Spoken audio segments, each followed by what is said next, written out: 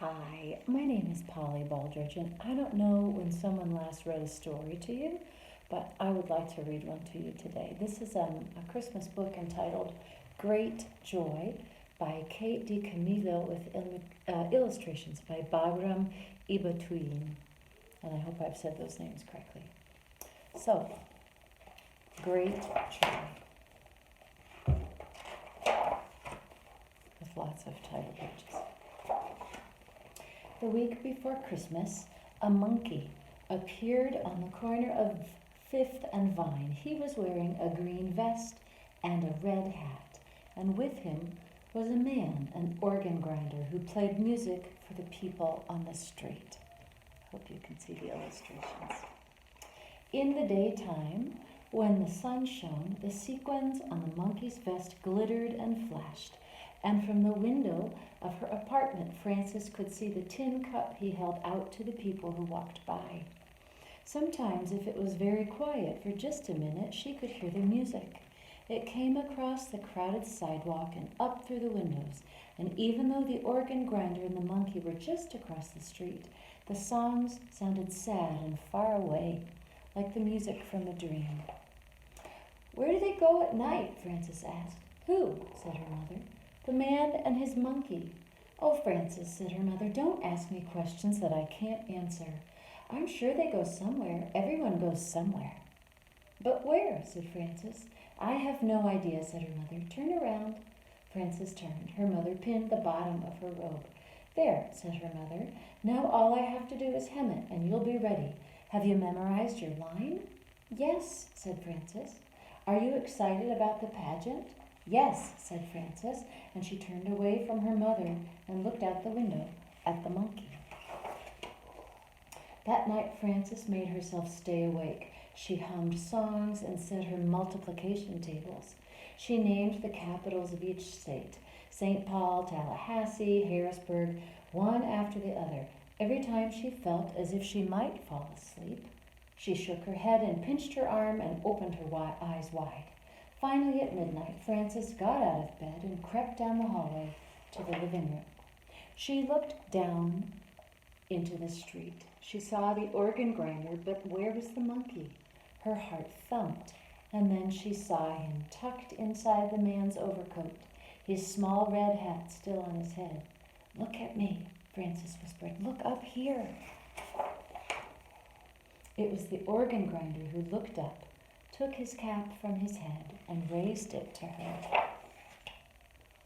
"They sleep on the street," Frances said the next morning, "even when it snows."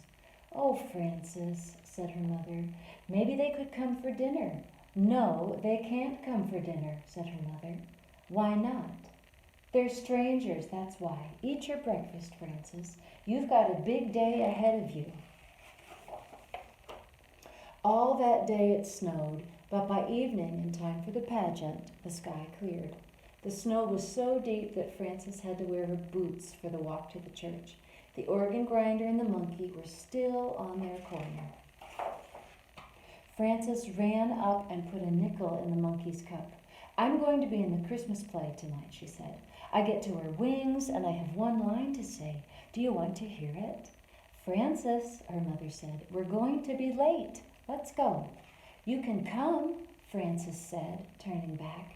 "The play's at the church. It's just down the street. You can both come." The organ grinder smiled at her, but his eyes looked sad. At the church, everyone else was already in costume. "Hurry," the choir director said as he helped Frances put on her wings. The shepherds walked out first, and then the choir director pointed to Frances. "Now," he whispered. Frances stood very still.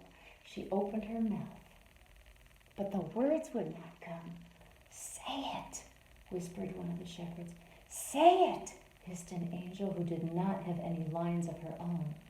The camel, which was really two people, swayed nervously back and forth, but Frances could not speak. All she could think about was how cold it was outside and how sad the organ grinder's eyes were, even when he smiled. The world was quiet. Everyone waited. Then, at the back of the sanctuary, A door opened. Frances smiled. "Behold," she shouted, "I bring you tidings of great joy." And because the words felt so right, Frances said them again. Great joy. And here they all are, socializing a little bit together after the pageant. This is a long message to include, but I want to say one other thing, and then I'm going to sing Joy to the World. I want to read another short little thing that was written in a devotional this morning that I got through my email from the Henry Nouwen Society. It says, "Joyful persons do not necessarily make jokes, laugh, or even smile. They are not people with an optimistic outlook or on life who always relativize the seriousness of a moment or an event. No joyful persons see with open eyes the hard reality of human existence and at the same time are not imprisoned by it. They have no illusion about the evil powers that roam around looking for someone to devour. But they also know that death has no final power. They suffer with those who suffer. Yet they do not hold on to suffering. They point beyond it to an everlasting peace." And that's the kind of joy that I think is coming into the world with the birth of Jesus Christ. So I'm going to sing, "Joy to the world, the Lord is come. Let earth receive her King. Let every heart prepare him room. And heaven and nature sing, and heaven and nature sing, and heaven and nature sing. No more let sins and sorrows grow, nor thorns infest the ground. He comes to make his blessings flow.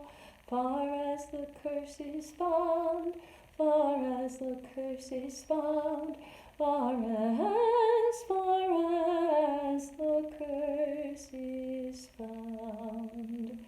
Wishing you great joy. Your great joy is my great joy, and may my great joy be yours.